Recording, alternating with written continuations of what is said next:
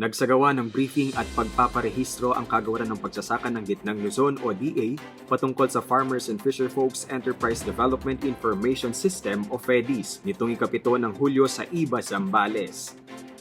Layunin ng aktibidad na maabot ang lahat ng mga agri-fishery enterprises, individual man o grupo, at mabigyan ng boses sa kung paano pa mas mapaiigting ang pagtulong sa kanila, alinsunod na rin sa RA 11321 o mas kilala bilang Sagip Saka Act.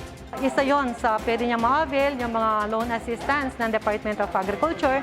Pwede rin yun sa mga kadiwa programs natin, dun sa mga market matching programs natin, and dun sa capability building, yung mga cap dev natin. Sa ilalim ng Sagip Saka Act ay ang adhikain na may angat ang kaalaman at kakayahan ng mga magsasaka, mangingisda at mga agri-fishery enterprises.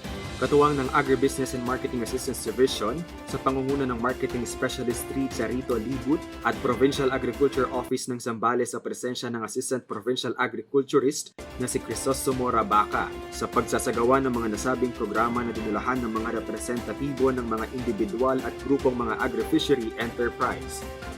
Nagpapasalamat din ako sa bumubuo ng FFEDIS na kung saan ini-encourage nila talaga kaming mga small farmers at fisher folks na mag-register dito sa ginagawang FFEDIS program na ito sapagkat ang layunin talaga nito ay matulungan kaming mga maliliit na magsasaka nang sa gayon ay makaahon din kami. Hangad ng Kagawaran na mas maparami pa ang maabot ng FFEDIS sa kabuuang Gitnang Luzon upang mas maiangat pa ang mga estado ng mga miyembro ng nasabing sektor at mapunan din ang mga pangangailangang pang-agrikulturang produksyon ng bansa. Ito po ang inyong lingkod, Ernest Payawal ng Agri-Balita Central Luzon.